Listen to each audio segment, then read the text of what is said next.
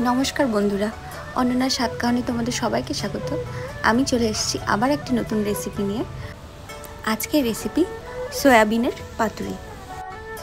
এটা যদিও আমি পাতুরি করতে চাইনি, আমি এটা সিদ্ধ যেটা ভাতে বলে, ওই ফ্যানের সাথে যেটা ভাতের ফ্যানের সাথে যেটা সিদ্ধ করে সেটা করতে চেয়েছিলাম, তো হাতে সময় ছিল না বলে করতে পারিনি।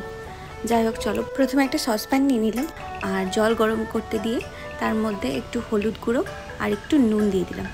তার মধ্যে দিয়ে দিলাম সয়াবিনগুলো। সয়াবিনটা ফুটে উঠলে সেটাকে একটা ছাকনা দিয়ে ছেঁকে নেব। ছেঁকে নেওয়ার পর সয়াবিনগুলোকে ঠান্ডা করতে দেব।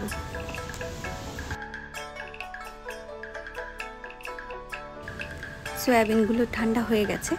এবার আমি আরেকটি পাত্র নিয়ে সয়াবিনের যে জলটা আছে সেটাকে হাত দিয়ে চেপে ফেলে দেব।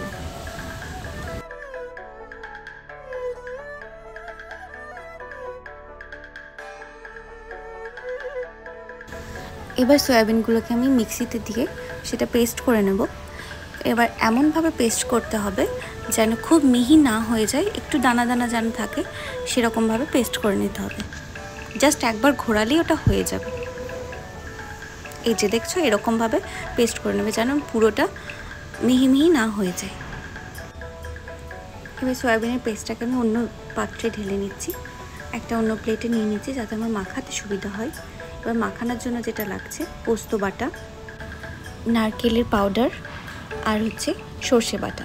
তো নারকেল থাকলে অবশ্যই নারকেলটাকে পেস্ট করে নেবে বা কুড়িয়ে নেবে। আমার কাছে ছিল না বলে আমি কোকোনাট পাউডার দিয়েছি। তো এবার একে একে পোস্ত বাটাটা দিয়ে দেব।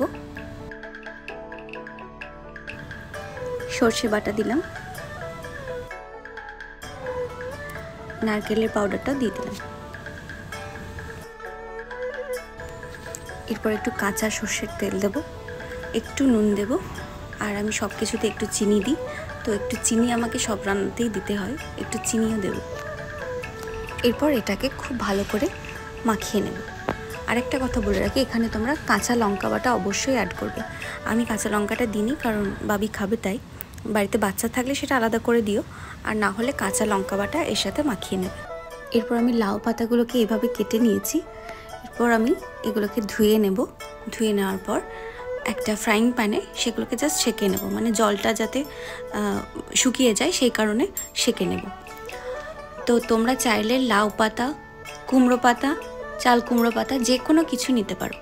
আমার কাছে লাউ পাতা ছিল তাই আমি এটাই নিয়েছি।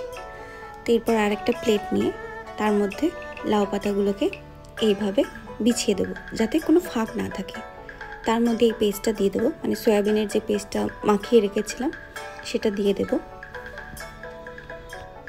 উপরে দুটো লঙ্কাও দিয়ে দেবো, কারণ আমি লঙ্কা একবারই দিইনি, তো লঙ্কাটাকে আমি পরে আলাদাভাবে মাখিয়ে নেব। এরপর এটাকে ভালো করে মুড়ে নেব আর তারপর সুতো দিয়ে বেঁধে দেবো। এই রেসিপিটা আমি আরও একদিন করেছিলাম। সেদিন যেভাবে করেছিলাম, প্রথমে ভাত করে নিয়েছিলাম।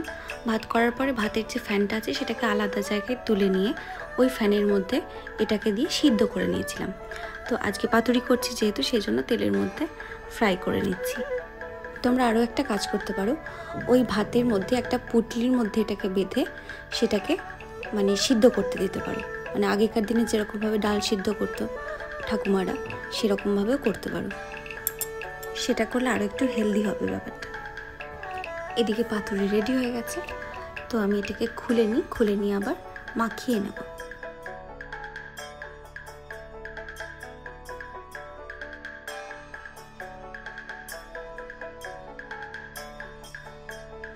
এরপর এটাকে আমি দুটো ভাগে ভাগ করে নিয়েছি। একটা মাখাচ্ছি ওই লাউ পাতাটা দিয়ে, লাউ পাতাটা যেহেতু ভাজা হয়ে গেছে ওটা দিয়ে একটা মাখিয়ে নিলাম, আর একটা মাখাবো আমি লঙ্কা দিয়ে। তো তোমরাও সবাই একদিন বানাবে আর বানিয়ে আমাকে জানাবে যে কেমন হয়েছে। এটা গরম ভাতের সাথে জাস্ট ফাটাফাটি লাগে। তো আজকের ব্লগটা এখানেই শেষ করছি। আবার চলে আসবো কোনো একদিন একটা নতুন রেসিপি নিয়ে। ততদিন ভালো থেকো, সুস্থ থেকো।